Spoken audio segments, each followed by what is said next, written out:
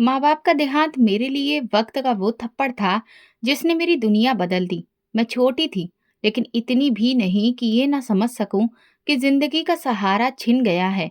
मगर शायद मेरे भगवान ने मेरे लिए भाई को रहमत बनाकर भेजा। वो ना सिर्फ मेरा बड़ा भाई था, बल्कि माँ बाप की जगह मेरा दोस्त, मेरा रखवाला बन गया। और भाभी, वो तो जैसे माँ की खाली गोद को अपने वजूद से भरने आ गई थी। भाई की शादी को अभी कुछ महीने ही गुजरे थे जब मेरे माता पिता हमें छोड़कर चले गए। मुझे लगा अब सब कुछ बदल जाएगा। अब वही किस्से होंगे जो मैं मोहल्ले की लड़कियों से सुनती थी कि ननद के साथ बुरा सुलूक होता है, भाभियां जलन में जला देती हैं। लेकिन मेरी भाभी तो कुछ और ही निकली। उन्होंने पहले दिन से ही मुझे अपनी बहन होने का दर्जा दिया। रश्मि, आओ मेरे साथ बैठो, ये चूड़ियां तुम्हारे हाथों में बहुत अच्छी लगेंगी। लेकिन भाभी, ये तो आपके ससुराल की रस्म है ना, आपको पहननी चाहिए। अरे तो तुम भी तो मेरी बहन हो। क्या फर्क है तुम्हारे और उन लड़कियों में जो मेरे मायके की बहनें होती हैं? उनके लहजे में जो प्यार था वो मेरे दिल को छू गया। मैं तो शायद पहली बार इतने प्यार से किसी की बहन बनी थी। भाई भी मुझसे बहुत प्यार करते थे। हर रविवार वे मेरे लिए कुछ ना कुछ लेकर आते, कभी दुपट्टा, कभी बालों की क्लिप, कभी चॉकलेट। और जब मैं स्कूल में अच्छी पोजीशन ले आती तो भाई मुझे अपनी बाइक पर बिठाकर आइसक्रीम खिलाने ले जाते। वो दिन मेरे दिल में आज भी ताजा है। भाभी सुबह मेरे लिए नाश्ता तैयार करती, मेरे कपड़े प्रेस करती, और अगर कभी मैं आलस दिखाती तो हंसते हुए कहती, चलो उठो, स्कूल वाली बस आ गई है, अब तो उठ जाओ, वरना तुम्हारा भाई मुझे ही डांटेगा कि मैंने तुम्हें वक्त पर नहीं जगाया। और मैं अपनी हंसी रोक नहीं पाती थी। उनके साथ जिंदगी इतनी हल्की और आसान लगने लगी थी कि कभी-कभी लगता जैसे मैं कोई सपना देख रही हूँ। एक दिन मैंने उनसे पूछ ही लिया, भाभी, आप इतना कुछ मेरे लिए क्यों करती हैं? उन्होंने मेरा माथा सहलाकर कहा, बेटा, मैंने अपनी छोटी बहन को बहुत कम उम्र में ही खो दिया था। जब मैं इस घर में आई तो लगा जैसे मुझे मेरी वही छोटी बहन वापस मिल गई हो। मुझे पहली बार एहसास हुआ कि मोहब्बत की कोई हद नहीं होती। रिश्ता हो या ना हो, अगर दिल साफ हो तो इंसान हर रिश्ते को निभा सकता है। हम तीनों का मिलाकर छोटा सा परिवार था, लेकिन दिल से हम एक दूसरे के लिए पूरी दुनिया थे। शाम को सब साथ बैठकर चाय पीते, भाई के ऑफिस की बातें सुनते, भाभी के नए खाने के तजुर्बे और मेरे स्कूल के किस्से। ये सब रोज की बातें थी। एक दिन भाभी मुझे बाजार ले गई, कहने लगी, चलो, तुम्हारे लिए दिवाली के लिए नए कपड़े लेंगे। तुम्हें वो हल्का गुलाबी रंग अच्छा लगता है ना? मैं उन्हें देखती रह गई। आपको याद है? और नहीं तो क्या, तुम मेरी बहन हो, तुम्हें कैसे भूल सकती हूँ? मैंने उनका हाथ थामा और खामोशी से उनके साथ चल पड़ी। उनके प्यार ने मेरे दिल की हर तकलीफ को खत्म कर दिया था।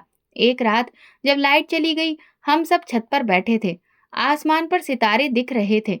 भाई ने आसमान की ओर इशारा करके कहा, हमारे मम्मी पापा वहीं से हमें देख रहे होंगे और खुश होंगे कि हम एक दूसरे का इतना ख्याल रखते हैं। मैंने नम आंखों से आसमान देखा और दिल ही दिल में कहा, मम्मी पापा, आप बेफिक्र रहिए, मुझे माँ बाप की कमी कभी महसूस नहीं होती। भाभी ने मेरा हाथ थामा और बोली, रश्मि, जब भी तुम्हें माँ याद आए मेरे गले लग जाया करो। ऐसा लगता था जैसे मेरी पूरी दुनिया पूरी हो गई हो। मैंने जो खोया था भगवान ने मुझे उससे भी बेहतर दिया था। मोहब्बत, इज्जत, सुरक्षा, सब कुछ। वक्त यूं ही अच्छे से गुजर रहा था, लेकिन जिंदगी हमेशा एक जैसी नहीं रहती। किस्मत कुछ और ही लिख चुकी थी। जब मेरी उम्र और पढ़ाई को देखकर भाई ने मेरे रिश्ते की बात छेड़ी तो मुझे अजीब सा लगा। एक पल को लगा जैसे मेरा बचपन, मेरी आजादी खत्म हो जाएगी। लेकिन भाई ने कहा, रश्मि, तुम्हारी जिंदगी में एक नई शुरुआत होने वाली है। हम चाहते हैं कि तुम किसी अच्छे घर में जाओ।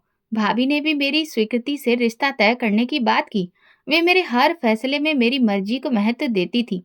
देखो रश्मि, लड़का बहुत अच्छा है, पुलिस में है, ईमानदार है, शक्ल सूरत भी भगवान ने अच्छी दी है, लेकिन तुम्हारी हाँ जरूरी है। मैंने खामोशी से सिर झुका लिया। अंदर कोई शोर नहीं था, बस एक जिम्मेदारी का एहसास था। कुछ ही महीनों में मेरी शादी हो गई। दुल्हन बनी तो भाभी ने खुद अपने हाथों से मुझे चूड़ियां पहनाई और माथे पर हाथ रखकर कहा, मेरी बहन अब एक नई जिंदगी शुरू कर रही है, हमेशा खुश रहना। मेरा पति संदीप एक सादा और शरीफ इंसान था। वक्त पर ड्यूटी, अच्छी बातें और ज्यादातर खामोश रहता था। शादी के पहले चंद महीने मेरे लिए सब कुछ नया था। मैं नए रिश्तों को समझने, सास-ससुर का दिल जीतने और घर के नियम सीखने में लगी रहती थी। संदीप अक्सर थका हुआ घर आता, कभी उसकी वर्दी गंदी होती, चेहरे पर थकान होती, लेकिन वो मुझे हमेशा मुस्कुराकर देखता और कहता, रश्मि, चाय बन जाएगी। वो एक ही बात रोज कहता और मैं उसकी आवाज सुनने की आदी हो गई थी। सास ससुर भी अच्छे लोग थे। छोटा सा घर था, लेकिन प्यार की कोई कमी नहीं थी। 1 साल के अंदर मेरे बेटे कबीर का जन्म हुआ। जब मैंने उसे गोद में लिया तो मेरा दिल भर आया। लगा जैसे भगवान ने मेरे हाथ में पूरी दुनिया दे दी हो। संदीप कबीर से बहुत प्यार करता था, लेकिन उसकी ड्यूटी सख्त होती। रातों को छापे, कभी जांच पड़ताल। एक दिन वो घर आया तो चुपचाप था। मैंने पूछा, सब ठीक है? आज ऑफिस में सीबीआई वाले ऑफिसर आए थे।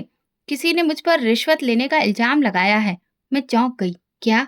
लेकिन आपने तो कभी कुछ गलत नहीं किया। मैं जानता हूँ, लेकिन कुछ लोगों की आंखों में मेरी ईमानदारी खटक रही थी। मैंने उन्हें तसल्ली दी। सच हमेशा सच ही रहता है। झूठ ज्यादा देर नहीं टिकता। लेकिन हालात बदले नहीं, उल्टा और बिगड़ते चले गए। संदीप पर जांच पड़ती गई और एक दिन वो घर आया तो चेहरा पीला था। सारा दिन चुप रहा।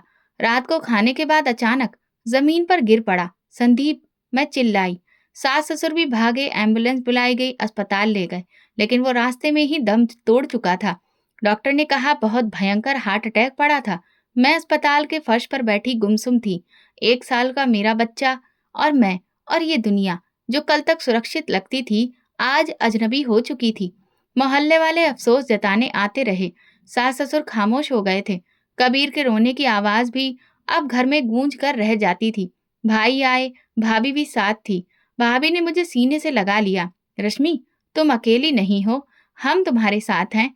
लेकिन मैं वो नहीं रही थी जो कुछ महीने पहले भाई के घर को छोड़कर आई थी। बाल बिखरे थे, आंखों के नीचे काले घेरे और कपड़ों पर कबीर की शरारतों के निशान थे। मैं वक्त की मारी एक माँ बनकर रह गई थी। भाई ने पूछा, अब आगे क्या सोचा है? मैं यहीं रहना चाहती हूँ। सास ससुर का और कोई नहीं है। कबीर का भी यही घर है। भाई ने एक नजर भाभी की ओर देखा, फिर कहा, ठीक है, जैसा तुम चाहो, लेकिन हमें याद रखना। मैं वहीं रह गई, मगर सास ससुर का सदमा ज्यादा देर तक उनसे ना संभाला गया। पहले सास और फिर ससुर भी चल बसे। कबीर अभी 2 साल का भी नहीं हुआ था कि मैं बिल्कुल अकेली रह गई। मैं खुद ही खाना बनाती, खुद ही कपड़े धोती और खुद ही कबीर को लोरियां सुनाती। कोई 2 पल का सहारा देता, लेकिन वापसी पर चुपके से तरस भी खा जाता। एक दिन दरवाजे पर भाई खड़े थे। बस करो, तुम अकेली नहीं हो। कबीर को लेकर हमारे साथ चलो। घर किराए पर दे दो, बाकी हम देख लेंगे। मैंने मना किया, लेकिन भाभी की बातों ने मुझे झुका दिया। यहाँ रहोगी तो हर वक्त तुम्हें संदीप की याद आएगी, जो कभी नहीं भरेगी। आओ, हम तुम्हें संभाल लेंगे। मैंने घर का दरवाजा बंद किया, चाबी भाई के हाथ में दी और एक बार फिर उनके साथ चल पड़ी। क्या पता था कि इस बार वापसी मुमकिन नहीं थी। असली हकीकत अभी सामने आना बाकी थी। भाई के घर वापस जाना इस बार अपने बेटे के भविष्य के लिए था। मेरे सास ससुर अब दुनिया में नहीं रहे थे, और वो घर जो कभी रिश्तों से भरा था, अब सिर्फ दीवारें और खामोशी रह गई थी। भाई ने मेरा सामान खुद उठाया और खामोशी से अंदर रखा। भाभी ने कबीर को गोद में लिया और कहा, बस अब तुम दोनों हमारे हो गए हो, इस घर के हो गए हो। कमरा वही था, लेकिन इस बार भाई ने उसमें कुछ बदलाव करवाया था। कबीर के लिए नया छोटा सा बेड, जिसमें रंग बिरंगे खिलौने और तस्वीरें, किताबें रखी थी। भाभी ने मेरी वार्डरोब में नए कपड़े भी रख दिए थे, जो मैंने तुरंत पहचान लिए। ये आपने लिए हैं? हाँ। तुम्हें रंगों से प्यार है ना? तुम्हारे चेहरे पर मुस्कुराहट आ जाएगी। मैं कुछ ना बोली, महसूस कर रही थी, लेकिन जुबान पर कुछ ना आया। अगले दिन से मेरी जिंदगी एक नए अंदाज से शुरू हो गई। भाभी सुबह मुझे जगाती, उठो रश्मि, नाश्ता तैयार है। कबीर जाग गया है। कभी वो कबीर को नहलाती, कभी उसके लिए नए कपड़े निकालती, और जब वो जिद करता तो प्यार से मनाती। एक दिन मैंने भाभी से कहा, आपको तकलीफ ना हो, मैं सब कुछ खुद कर लिया करूंगी। उन्होंने हंसकर कहा, तुमने सारी जिंदगी संभाली है, अब कुछ दिन हम भी तो तुम्हें संभालें। भाई ऑफिस से आकर कबीर को अपनी गोद में लेते और उसे घुमाने ले जाते। पार्क, आइसक्रीम, खिलौने, कबीर की हर खुशी पूरी करते। कबीर भी अब उनसे बहुत घुल मिल गया था। मामा मामी झूला झुलाने ले गए थे। बहुत मजा आया था। एक दिन भाभी मेरे लिए नया दुपट्टा लेकर आई। ये तुम पर बहुत अच्छा लगेगा। किस खुशी में? तुमने दोबारा मुस्कुराना शुरू कर दिया है। क्या ये काफी नहीं? धीरे धीरे मैंने छोटे छोटे कामों में हाथ बटाना शुरू कर दिया। कभी बर्तन धोना, कभी कपड़े तय करना, कभी कबीर को खाना खिलाना। जिंदगी अब फिर से पटरी पर आ गई थी। भाई ने मेरे लिए एक छोटा सा हैंडीक्राफ्ट प्रोजेक्ट घर में ही शुरू करवा दिया ताकि मैं व्यस्त रहूं। रश्मि, तुम्हारे हाथ में बहुत हुनर है, घर बैठे कुछ करना शुरू करो। मैंने हामी भरी और भाभी ने साथ दिया। किचन के कोने में एक छोटी सी जगह बना दी गई जहां मैं पढ़ाई का काम शुरू करने लगी। मोहल्ले की दो औरतें जो कभी मेरे ससुराल में नौकरानी थी, अब यहाँ आकर मुझसे कपड़े सिलवाने लगी। भाभी हर ऑर्डर को संभालने में मेरी मदद करती। ये क्लाइंट थोड़ी मुश्किल है, इसका काम पहले पूरा कर लेना। इस दौरान कबीर नर्सरी स्कूल जाने लगा। मैं खुद उसे तैयार करती, लेकिन अक्सर भाभी उसके लंच बॉक्स में सैंडविच रख देती, उसके किसी दोस्त के लिए। ये बच्चों का अपना अंदाज होता है दोस्ती करने का। मैंने महसूस किया कि घर में सब कुछ अच्छा हो चुका है। भाई को कभी कुछ कहने की जरूरत ही नहीं पड़ती। भाभी हर चीज पहले से संभाल चुकी होती थी, यहाँ तक कि मेरे लिए भी रोज दोपहर के वक्त का ख्याल रखती थी कि मैं थोड़ा आराम कर सकूं। एक दिन भाई ने कहा, रश्मि, तुम अब पहले जैसी नहीं रही। तुमने खुद को दोबारा संवार लिया है। हमें तुम पर गर्व है। मैंने धीरे से कहा, ये सब आप दोनों की वजह से है। अगर आप लोग नहीं होते तो शायद मैं खुद को खो चुकी होती। भाभी मेरे पास बैठ गई। तुम हमारी जिम्मेदारी नहीं हो, तुम हमारी खुशी हो। उन दिनों मैंने पहली बार खुद को आईने में अपनी मुस्कुराहट के साथ देखा। ना सिर्फ चेहरा, बल्कि आत्मा भी अब संवर रही थी। मैंने अपनी बहन जैसी भाभी और भाई के साथ एक नई जिंदगी की शुरुआत कर ली थी। ये जिंदगी शायद वैसी नहीं थी जैसे पहले थी, लेकिन अब इसमें सुकून था। एक शाम सभी ने आकर कहा, माँ कहती है मैं उनका बेटा हूँ। मैंने कहा, क्या तुम्हें अच्छा लगता है? बहुत। वो मेरे लिए चॉकलेट लाते हैं। मैंने सर हिलाया और दिल से प्रार्थना निकली कि ये प्यार कभी ना बदले। ये जिंदगी जो एक बार टूट चुकी थी, अब मजबूती से जुड़ जाए। भाई और भाभी की मौजूदगी मेरे लिए सिर्फ सहारा नहीं थी, ये मेरा घर बन चुका था और मैंने जीना सीख लिया था। एक दिन शाम की चाय पर बात करते हुए भाभी ने अचानक कहा, रश्मि, तुमने अभी तक संदीप वाला मकान वैसे ही बंद रखा है? मैं चौंकी। हाँ, वक्त ही नहीं मिला और कुछ दिल भी नहीं चाहा। भाभी ने चाय का घूंट लिया और नरमी से बोली, बेटा, घर तो तुम्हारे लिए बेकार है ना। तुम वहां रहने वाली हो ना, वहां पर कोई है। बेहतर है भविष्य के लिए। मैं चुप हो गई, फिर धीरे से बोली, भाई ने तो कहा था कि मैं जल्दी कोई फैसला ना करूं।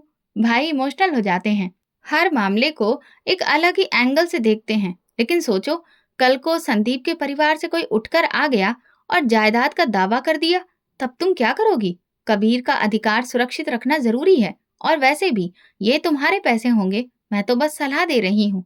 मुझे उनकी बात ठीक लगी, लेकिन अंदर कुछ झिझक भी थी। अगले दिन मैंने भाई से इस बात का जिक्र किया। भाई, भाभी कह रही थी कि मकान बेच दूं और पैसों को फिक्स कर दूं।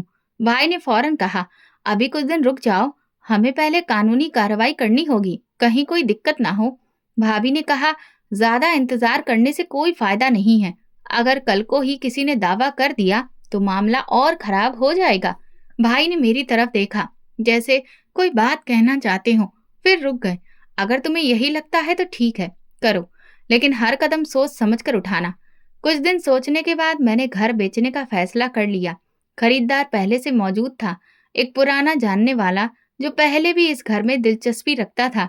बिक्री का काम 2 हफ्ते में पूरा हो गया और मुझे एक अच्छी रकम मिल गई। ये पैसे कहाँ रखोगी? भाई ने पूछा। भाभी के पास रखवा दूं? वो कहती हैं कि अच्छे से संभाल लेंगी। भाई का चेहरा कुछ सख्त हो गया। बैंक में रखो, या कम से कम अपने नाम पर कोई फिक्स डिपॉजिट करवा लो, उन्होंने कहा। भाभी ने कहा है, अगर बैंक में रखा तो टैक्स लगेगा, और वैसे भी कबीर के खर्चे तो मैं खुद उठा रही हूँ। ये पैसे पूरी तरह से सुरक्षित रहेंगे। भाई ने कुछ भी नहीं कहा, लेकिन उनकी आंखों की खामोशी मुझे कुछ सोचने पर मजबूर कर रही थी। फिर भी मैंने पैसे भाभी के हवाले कर दिए। तुम बच्चे के लिए रखो रश्मि, ये तुम्हारी अमानत है, इस पर कोई हक नहीं जताएगा। मैं तुम्हारी माँ हूँ, भला माँ कभी औलाद का अधिकार मारती है? मैंने शुक्रगुजार नजरों से उन्हें देखा। आपका भरोसा मेरे लिए काफी है। उस दिन के बाद भाभी का व्यवहार बदला नहीं, बल्कि और ज्यादा नरम हो गया। हर वक्त मुझे तसल्ली देती, ये पैसे कबीर के लिए सुरक्षित हैं, किसी को खबर भी नहीं। जिंदगी फिर से अपनी डगर पर आ गई। कबीर की पढ़ाई, मेरा हैंडीक्राफ्ट और घर के कामकाज, सब कुछ ठीक चल रहा था। कभी कभी मैं मकान के कागजात देखना चाहती, लेकिन भाभी कहती, मैंने सब कुछ एक फाइल में रख चुकी हूँ, तुम्हें फिक्र करने की जरूरत नहीं। एक दिन जब भाभी बाजार गई तो मैं उनकी अलमारी खोलकर फाइल ढूंढने की कोशिश करने लगी। कहीं भी मेरे कागजात मौजूद नहीं थे। दिल में अजीब से सवाल उठे, लेकिन सोचा शायद किसी और जगह रखे हों। भाई अब अक्सर रात तक लौटते और कुछ उलझे उलझे से रहने लगे थे। एक रात जब सब सो चुके थे, भाई छत पर बैठे थे। मैं चुपके से उनके पास पहुंची। भैया, क्या कुछ ठीक नहीं है? उन्होंने एक पल मेरी तरफ देखा, फिर धीरे से बोले, तुमने भाभी को जो पैसे दिए हैं, कभी वापस मांगने का दिल नहीं किया? नहीं। क्यों? बस ऐसे ही पूछा। कभी कोई चीज देने से पहले ये सोचना चाहिए कि वापसी पर वो रिश्ता भी वैसा रहेगा या नहीं। मैं कुछ समझ न सकी। भाभी का भरोसा मेरे लिए कभी सवाल नहीं रहा था, लेकिन भाई की आंखों में वो सवाल अब साफ झलक रहा था। भाई को दुबई से नौकरी का ऑफर आया और वो दुबई चले गए। दिल बहुत उदास हुआ, लेकिन वो खुश थे तो हम भी खुश हो गए। भाभी और मेरा रिश्ता अब भी वैसा ही था। अगले दिन भाभी हमेशा की तरह सुबह की चाय के साथ मेरे पास आई। आज तुम कुछ परेशान लग रही हो। मैंने बात बदल दी। भाभी, अगर पैसे मेरे पास हो तो ठीक रहेगा। वो हंसी। तुम मुझे शक की नजर से देख रही हो रश्मि। अरे नहीं भाभी, आप पर शक कैसा, बस दिल किया कि देख लूं। उन्होंने बात बदल दी, लेकिन मेरे मन में एक दरवाजा खुल गया था। ऐसा दरवाजा जिसके पीछे कई सवाल खड़े थे और जवाब अभी आने बाकी थे। भाई की बातें मन में गूंजती रहीं, लेकिन भाभी का व्यवहार ऐसा था कि उन पर शक करना मुमकिन ही नहीं लगता था। वो हर वक्त मेरी जिंदगी को आसान बनाने का सोचती, मेरी खुशी के लिए छोटे छोटे काम करती और कबीर का इस तरह ख्याल रखती जैसे वो उनका अपना बच्चा हो। जिंदगी एक बार फिर वैसी ही हो गई थी जैसे माँ बाप के समय में थी। मैं सोती तो जब तक नींद पूरी ना होती कोई नहीं जगाता। उठती तो चाय तैयार होती, कबीर तैयार बैठा होता और दिन अपने आप आगे बढ़ता।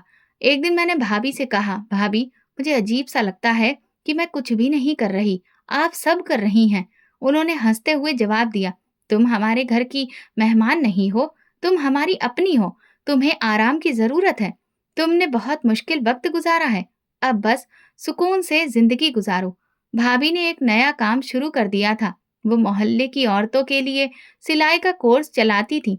मैंने पूछा, ये कब से? 2 हफ्ते हो गए। तुम्हें बताया नहीं, सोचा तुम आराम करो। तुम्हें व्यस्त नहीं करना चाहती थी। भाभी ने घर के साथ सटी एक बैठक किराए पर लेकर उसे वर्कशॉप में बदल दिया था। वहां सिलाई मशीनें लग चुकी थी, कपड़ों के रोल रखे थे और दीवार पर एक चार्ट लगा था जिस पर औरतों के नाम, फोन नंबर और पेमेंट डिटेल दर्ज थी। ये सब कुछ आपने खुद किया? हाँ, थोड़ा बहुत वक्त लगाया, लेकिन हो गया। अब ये औरतें सीखेंगी और अपने घरों में खुद काम आएंगी। मैं निश्चिंत हो गई, लेकिन हैरान भी कि ये सब मेरे जाने बिना कैसे हो गया। अब कबीर भाभी के साथ ज्यादा वक्त गुजारने लगा था। वो उसे अपने काम के दौरान भी साथ रखती थी। सिलाई सिखाने के बीच बीच में कबीर को खिलौने देती, कभी जूस का गिलास, कभी बिस्किट। मम्मी, मामी ने आज मुझे रंगीन कपड़े दिए और सिलाई मशीन भी दिखाई। मैंने हंसते हुए कहा, अच्छा, और तुम्हें मजा आया? हाँ, मैंने बटन दबाया था, बहुत तेज मशीन चल रही थी। भाभी हर काम के बीच में मेरा भी ख्याल रखती। दिन में मुझे लस्सी बनाकर देती, शाम को कभी कोई मीठा पकवान। कपड़ों की धुलाई, प्रेस करना, किचन की सफाई, सब उनकी जिम्मेदारी थी। मैं अगर कोई काम करने खड़ी होती तो तुरंत मना कर देती। मैं सारा टाइम अपने कमरे में रहती हूँ, तुम बैठ जाओ, उसमें मैं खुद कर लूंगी, ये सब मेरा काम है। एक दिन मैंने जिद की, भाभी, कम से कम आज की दाल मैं बनाऊंगी, आपको आराम करना चाहिए। उन्होंने बात हंसी में टाल दी, अरे नहीं, तुम तो छुट्टी पर हो और मैं आराम करूंगी तो बोर हो जाऊंगी। मेरे पास हर दिन गुजारने के लिए कुछ न कुछ नया होता है। किताबें पढ़ती, कभी पुराने एल्बम निकाल कर देखती, कबीर के साथ खेलती या मोहल्ले की किसी लड़की से बातें कर लेती। घर में 1-2 बार ऐसे मौके आए जब किसी ने आकर खर्चों के लेन देन से जुड़े सवाल किए। भाभी ने हमेशा बात खुद संभाली। रश्मि ऐसे मामलों में परेशान हो जाती है, बेहतर है आप मुझसे बात करें। ये बात सुनकर मैं अक्सर सोचती, क्या वाकई मैं इतनी नाजुक हूँ कि मामूली खर्च की बात भी मुझे परेशान कर सकती है। एक दिन शाम के वक्त जब भाभी सिलाई क्लास खत्म कर चुकी थी, हम छत पर बैठे थे, चाय के कप हाथ में थे और कबीर कबूतर देख रहा था। रश्मि, तुम्हें कोई चीज चाहिए तो बिना झिझक मांग लेना। तुम्हें तो पता है ये सब कुछ अब तुम्हारा ही है। बस इतना ही काफी है कि यहाँ सुकून है, कबीर खुश है और सब चीजें अच्छी हैं। बस यही चाहिए। तुम्हारी मुस्कुराहट ही हमारा सुकून है। जिंदगी इतनी आरामदेह लगने लगी थी कि कभी कभार खुद पर शर्मिंदगी होने लगती थी। मैं सोचती शायद मुझे कुछ करना चाहिए, कोई पढ़ाई, कोई ऑनलाइन कोर्स, कोई कुछ भी। लेकिन भाभी हर बात पर कहती, अभी नहीं, अभी तुम खुद को वक्त दो। ये बेफिक्री दिन ब दिन बढ़ती गई, यहाँ तक कि मुझे लगने लगा जैसे मैं कोई मेहमान हूँ जिसके लिए सब कुछ पहले से तैयार है। बस वक्त पर जागना, वक्त पर खाना खाना और कभी कभी हल्की फुल्की बातचीत कर लेना। लेकिन इस बेफिक्री के बीच एक एहसास खामोशी से ज्यादा बढ़ गया। क्या ये सब हमेशा ऐसा ही रहेगा? क्या ये सुकून किसी आने वाले तूफान से पहले की खामोशी है? ये सवाल मेरे अंदर बढ़ने लगा, लेकिन मैंने उसे दबा दिया, क्योंकि उस वक्त तक मेरे पास ना ही कोई शक की वजह थी, ना कोई ठोस वजह। उन दिनों सर्दी ने अचानक जोर पकड़ लिया था। शाम ढलने के साथ ही ठंडी हवाएं दीवारों को चीरती महसूस होती। कबीर स्कूल से आकर नीम सा लगता था। मैंने सोचा शायद मौसम का असर है।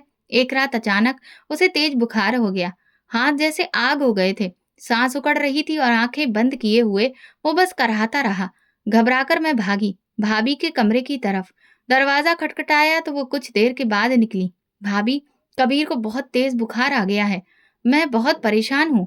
उन्होंने बड़ी ही बेफिक्री से जवाब दिया। तो बुखार ही है ना, कोई कयामत तो नहीं आ गई? सुबह चेक कर लेना, अभी जाकर सो जाओ। मुझे भी नींद आ रही है। मैंने सोचा शायद वो दिन भर की थकी हुई हैं, इसलिए इतना रूखा जवाब दिया। मैंने कबीर को बुखार की दवा दी और सारी रात गोद में लेकर बैठी रही।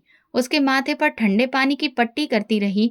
आंखों में नींद नहीं थी, सिर्फ फिक्र थी। सुबह जब वो बुखार से ठीक नहीं हुआ तो मैंने भाभी को नाश्ता बनाकर दिया और कहा, मुझे अस्पताल जाना है, कबीर की तबीयत ठीक नहीं हो रही।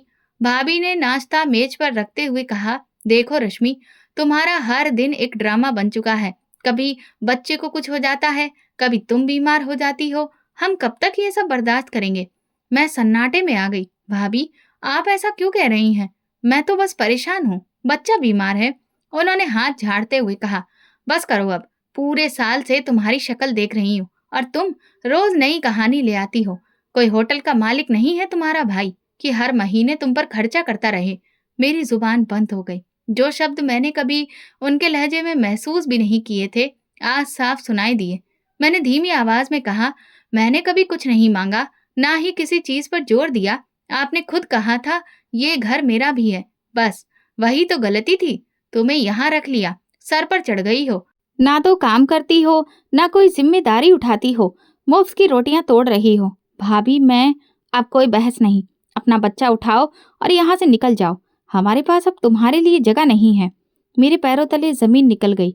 भाभी की आंखों में जो ठंडी लहर थी, मैंने पहले कभी नहीं देखी थी।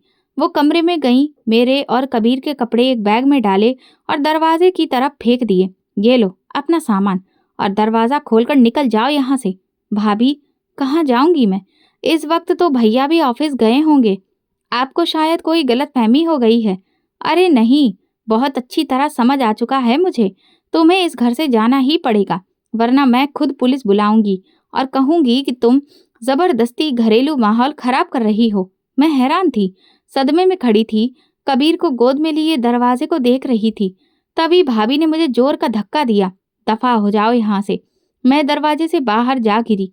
कबीर मेरी गोद में रो रहा था। दरवाजा जोर से बंद हुआ, जैसे किसी रिश्ते की आखिरी मोहर लग गई हो। बाहर तेज हवा चल रही थी, सर्दी हड्डियों में उतरती जा रही थी। मैं दरवाजे पर दस्तक देती रही। भाभी, दरवाजा खोलिए, भगवान के लिए, कबीर बीमार है। कोई जवाब नहीं आया। मैंने सीढ़ियों पर बैठकर कबीर को एक चादर में लपेट लिया। कुछ देर बाद वो हल्की बेहोशी में चला गया। मेरा दिल दहल गया। मैं जल्दी से पास के मेडिकल स्टोर की तरफ दौड़ी, जो बंद था। उसके बगल में बने घर में रहने वालों ने दरवाजा खोला, लेकिन मुझे पहचानते ही अंदर आने से इनकार कर दिया। माफ करना बहन, मेरे पति बहुत सख्त मिजाज हैं। हम किसी को रात के वक्त में नहीं रखते। मेरे पास अब कोई विकल्प नहीं था। रात बीतती जा रही थी। आसमान पर बादल थे, सर्दी बढ़ती जा रही थी। मैंने कबीर को अच्छे से लपेटा और खुद को एक बंद दुकान के छज्जे के नीचे समेट लिया। उस पल जिंदगी जैसे मुंह चिढ़ा रही थी। भाभी, जिन्हें मैं माँ जैसा मानती थी, वही मुझे इस हाल में धकेल गई। और सबसे ज्यादा हैरत इस बात की थी कि ये सब कुछ अचानक नहीं हुआ था। शायद वो बहुत कुछ छुपा रही थी और पहली बार उनका असली चेहरा मेरे सामने आया था। मैंने खुद से कहा, सुबह तक जिंदा रहे तो भाई को सब कुछ बताऊंगी। अब चुप रहने का वक्त नहीं रहा। सुबह की रोशनी निकली तो गली के कोने पर बैठी मैं और मेरा बच्चा बारिश की नमी और ठंडी हवा में भीगते से लग रहे थे, जैसे किसी फिल्म का मंजर हो। कबीर का शरीर थक चुका था। उसका बुखार कम होने की बजाय बढ़ता महसूस हो रहा था। मैंने उसकी सांस चेक की, हल्की थी, आंखें बंद थीं। पास से गाड़ियां गुजर रही थी, लोग जा चुके थे, लेकिन सबकी नजरें इधर उधर थीं। एक लम्हे को मैंने सोचा, क्या वाकई में अब किसी के काबिल नहीं रही? क्या भाभी की बातें सच थीं? क्या मैं वाकई बोझ बन चुकी थी? तुरंत मैं क्लिनिक की तरफ दौड़ी, जो 8 बजे खुलता था। दीवार से लगकर बैठ गई। कबीर को अपने कंधे पर लटकाए बार बार उसके माथे को छूती, माथे पर पट्टी रखती, दिल को तसल्ली देती कि सब ठीक हो जाएगा। क्लिनिक के दरवाजे पर पहली नजर डालने वाली नर्स ने मुझे देखा और चौंक गई। आप यहाँ कब से हैं? बच्चा कैसा है? बुखार बहुत तेज है। पूरी रात बाहर गुजार दी। उन्होंने अंदर बुला लिया। एक पुराने डॉक्टर आए, जांच की, दवा दी, लेकिन उनके चेहरे की गंभीरता बढ़ती जा रही थी। बच्चा कमजोर है और सर्दी ने इसकी हालत और खराब कर दी है। फौरन किसी बड़े अस्पताल ले जाइए। मैं अधूरी दवा उठाकर डॉक्टर का धन्यवाद करके बाहर निकल आई। लेकिन कहाँ जाती? इस शहर में अपना सिर्फ मेरा भाई था और वो इस वक्त परदेश में ऑफिस में होगा। मोबाइल मेरे पास था नहीं। मेरा पुराना फोन कुछ दिन पहले ही खराब हो चुका था और नया लेने का वक्त नहीं आया था। मैं रेलवे स्टेशन के बाहर वाले हिस्से में जाकर बैठ गई, जहाँ कुछ मजदूर हाथ में थैली और चादर लिए बैठे थे। एक बूढ़ी औरत ने मेरी तरफ देखा। बेटी, कहाँ से आई हो? यहीं पास में रहती थी, अब कहीं की नहीं रही। मैंने धीमे से कहा, भगवान सब ठीक करेगा। वो चुप हो गई। मैंने एक राहगीर से फोन मांगा और भाई का नंबर मिलाने की कोशिश की, लेकिन नंबर बार बार बंद जा रहा था। मेरी हिम्मत अब जवाब दे रही थी। कबीर का शरीर बिल्कुल बेजान हो चुका था, होंठ नीले पड़ने लगे थे। तभी मेरे कंधे पर किसी ने हाथ रखा। मैंने मुड़कर देखा तो भाई खड़े थे। उनके चेहरे पर सफर की थकान, आंखों में हैरानी और माथे पर पसीना था। रश्मि, उन्होंने मेरे बाजू को थामा। ये क्या हालत बना रखी है? मैं एकदम से उनसे लिपट गई। कुछ कहने के काबिल नहीं थी। आंखों से आंसू बहने लगे। भाई ने झुककर कबीर को गोद में लिया। इसे क्या हुआ? कब से बीमार है? पिछली रात बहुत तेज बुखार था। मैंने दरवाजा खटखटाया था, लेकिन भाभी ने दरवाजा नहीं खोला। भाई ने कुछ नहीं कहा, सिर्फ मेरी तरफ देखा और फिर वापस सड़क की तरफ मुड़ गए। उन्होंने रिक्शा बुलाया। हम अस्पताल की तरफ गए। रास्ते में मैंने उनसे पूछा, आप तो दुबई में थे, वापस कब आए? उन्होंने धीरे से कहा, मैं गया ही नहीं। कुछ बातें थी जिन्हें जानना था। मुझे शक था कि कुछ ठीक नहीं। अस्पताल पहुंचे तो डॉक्टर ने कबीर को इमरजेंसी में एडमिट कर लिया। मैं बाहर बेंच पर बैठी थी। भैया मेरे साथ कुछ देर बाद आकर बैठे। उन्होंने खामोशी तोड़ी। रश्मि, तुमने भरोसा किया और वो भरोसा शायद टूट चुका है, लेकिन अब मैं हूँ और तुम फिर अकेली नहीं होगी। मैंने उनसे कहा, मुझे यकीन नहीं आ रहा कि भाभी ऐसा कर सकती हैं। उनका लहजा, उनकी आंखें, सब बदल गया था। भाई की आंखों में कुछ और था, गुस्से से ज्यादा दुख। मुझे बहुत कुछ पता चल चुका है। मैं सब समझ गया हूँ और इस बार कोई रियायत नहीं दूंगा। कबीर को एक दिन बाद वार्ड में शिफ्ट कर दिया गया। बुखार कम हुआ, शरीर ने हरकत दिखाई। मैं लगातार उसके पास रही, उसके हाथ थाम कर जैसे कभी नहीं छोड़ूंगी। भाई अस्पताल से बाहर गए। जब वापस आए तो उनके हाथ में मेरा पुराना बैग था। ये तुम्हारी चीज थी, मैं ले आया हूँ। भाभी ने कुछ कहा? सब कह दिया। जो कुछ छुपा था वो भी अब छुपेगा नहीं, लेकिन तुम बस अभी कबीर पर ध्यान दो, बाकी मैं संभाल लूंगा।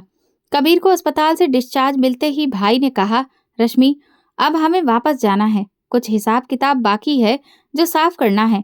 मैंने थके हुए लहजे में पूछा, क्या आपने भाभी से बात की है? नहीं, वो तो समझती है कि मैं अभी भी दुबई में हूँ।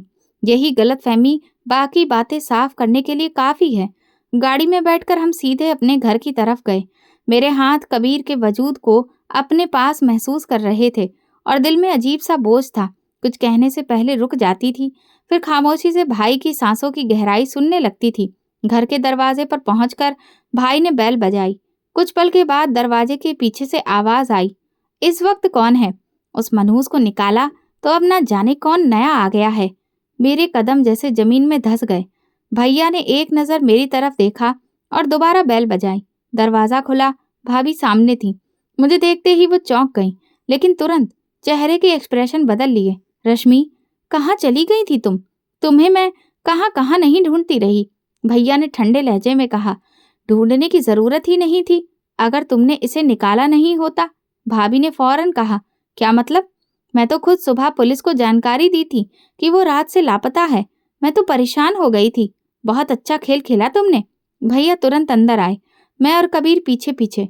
भाभी के चेहरे पर एक पल के लिए हवाइयां उड़ने लगीं, लेकिन वो फौरन संभल गईं। तो तुम मुझे मुजरिम बना रही हो? मैंने इसका क्या बिगाड़ा है?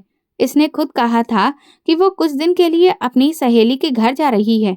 भैया ने जेब से एक छोटा सा डिवाइस निकाला और कहा, झूठ बोलने से पहले ये सोच लिया करो कि अब के दौर में हर बात रिकॉर्ड हो जाती है।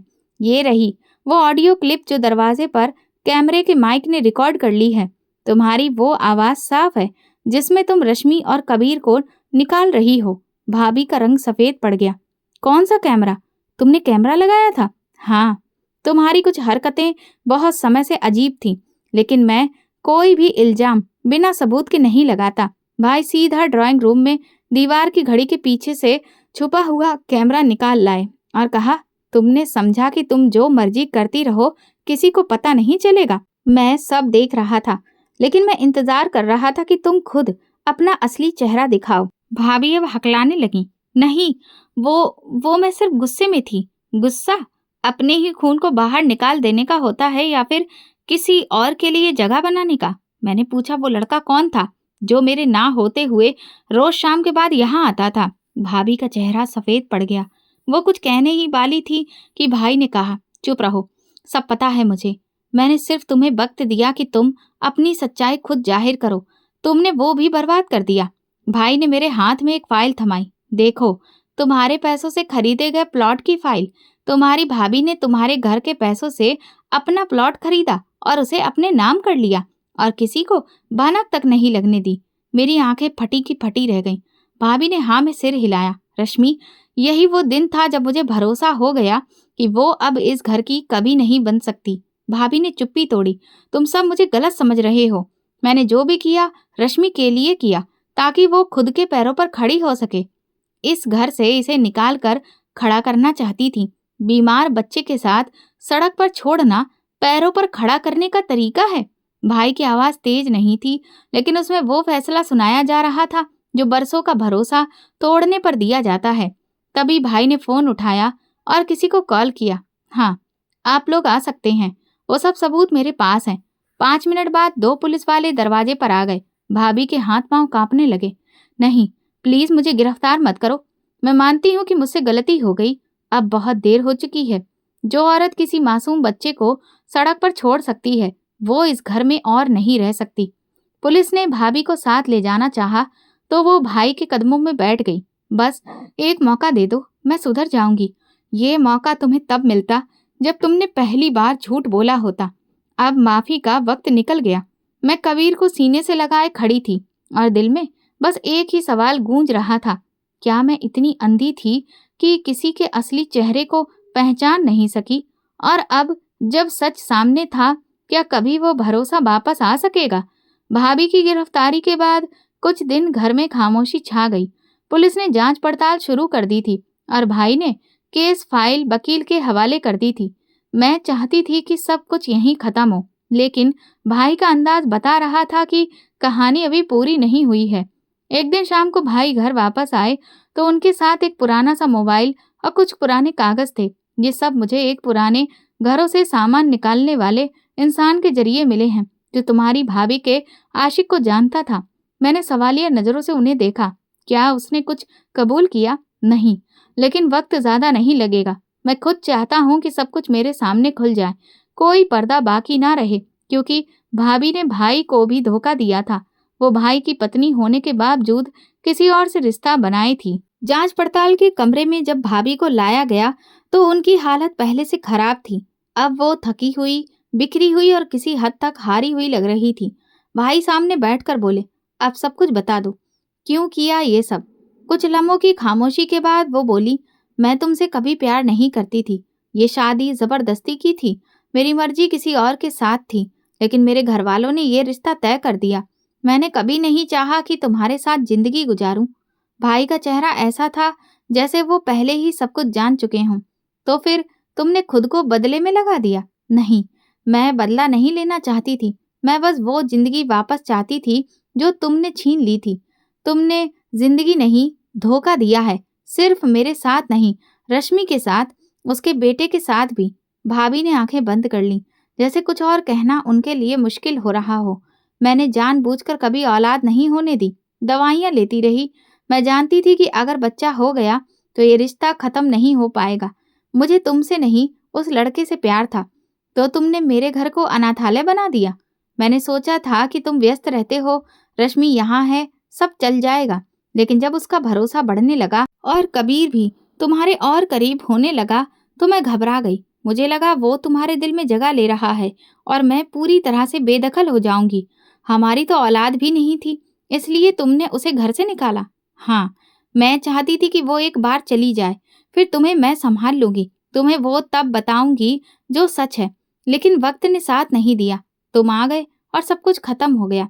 कमरे में खामोशी फैल गई। भाई ने कहा, मैंने कभी तुम्हें किसी चीज की कमी नहीं होने दी। तुम्हें इज्जत दी, आजादी दी। तुम्हें मेरे घर में मेरी बहन जैसी रश्मि मिली। फिर भी तुमने वो किया जो शायद दुश्मन भी ना करे। भाभी ने सिर झुका लिया। मैं सब कुछ खो चुकी हूँ, मुझे कुछ नहीं मिला। बस वही इश्क जो बरसों पहले छोड़ना पड़ा, वही वापस लेकर जीना चाहा और उसी में सब बर्बाद कर दिया। भाई ने पुलिस वाले को इशारा किया, इसे ले जाइए, बाकी बात अदालत में होगी। जब हम घर वापस आए तो भाई खामोश सोफे पर बैठ गए। मैंने पूछा, आप ठीक हैं? मैं सिर्फ ये सोच रहा हूँ कि किसी पर भरोसा करना कितना महंगा साबित हो सकता है। मैं उसे अपनी जिंदगी का साथी मानता रहा और वो मेरी जिंदगी से ही खेलती रही। आपने जो हिम्मत दिखाई वो कम नहीं है। हिम्मत नहीं रश्मि, वो सिर्फ वक्त का इंतजार था। जब वक्त आया, सच खुद बोल पड़ा। मैंने पहली बार भाई की आंखों में नमी देखी, लेकिन साथ में एक फैसला भी।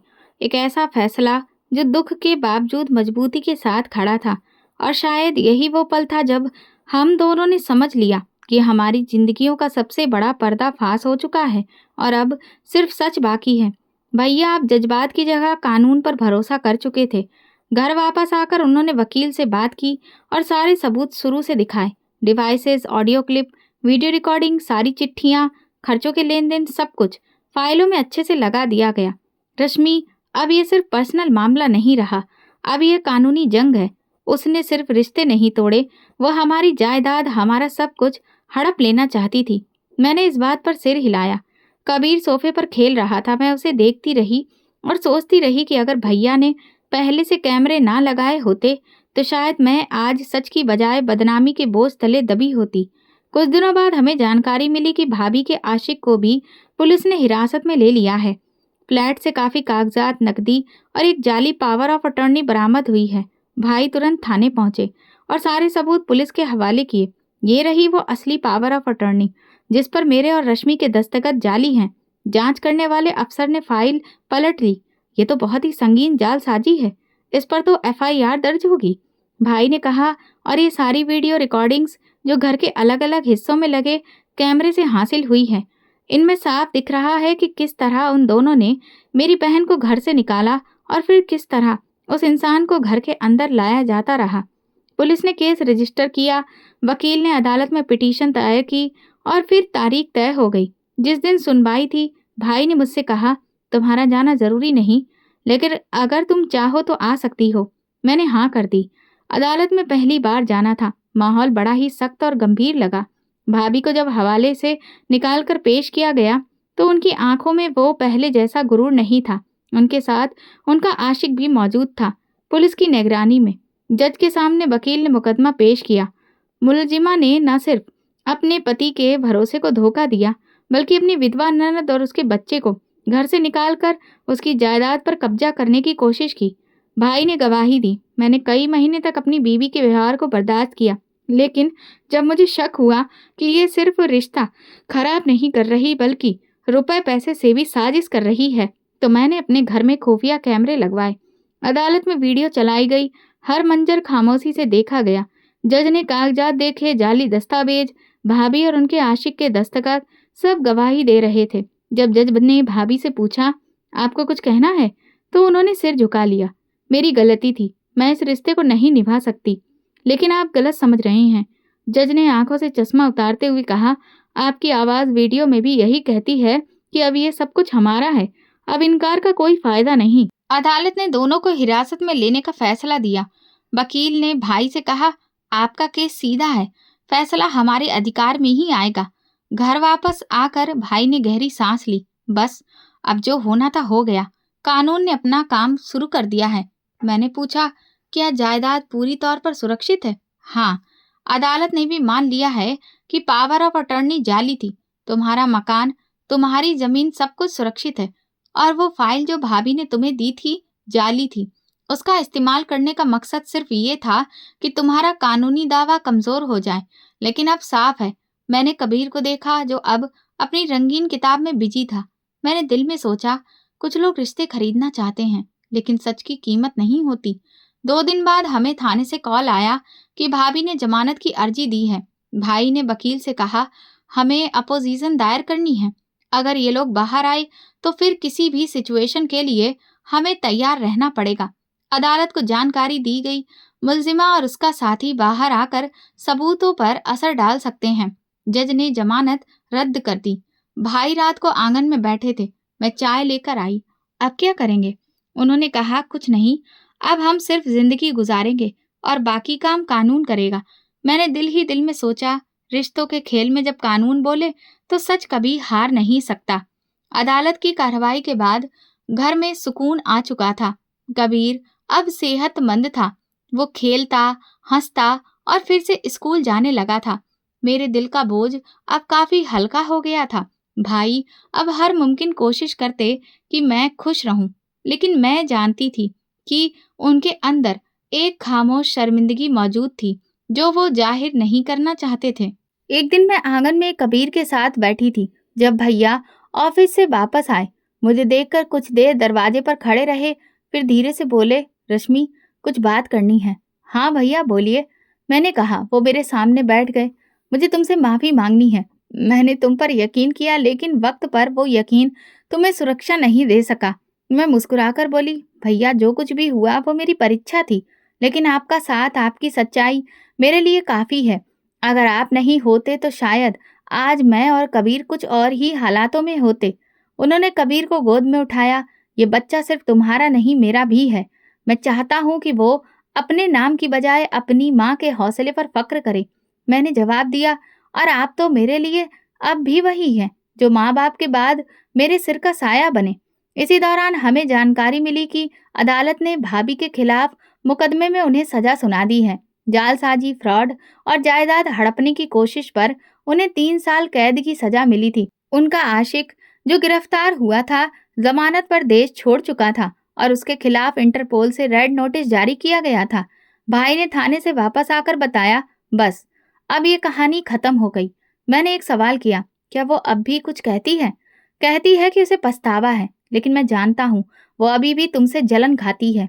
उसे ये बात हजम नहीं हो रही कि तुम अभी भी हमारी जिंदगी का हिस्सा हो और वो हमेशा के लिए बाहर हो चुकी है। मैंने गहरी सांस ली। जलन वही करते हैं जिनके पास खोने को कुछ होता है या जिन्होंने खोकर कुछ सीखा ना हो। घर में अब नया बदलाव आ गया था। भाई ने मुझे मेरी जायदाद के कागज वापस दिए। ये तुम्हारे नाम पर बाकायदा रजिस्टर्ड हो चुके हैं। कोई भी इन पर दावा नहीं कर सकता। मैंने वो फाइल हाथ में ली और पहली बार यकीन आया कि अब मुझे किसी पर भरोसा करने के लिए सिर्फ हकीकत की जरूरत है। एक दिन शाम को हम सब मिलकर खाना खा रहे थे। कबीर ने पूछा, मामा, मामी कब आएंगी?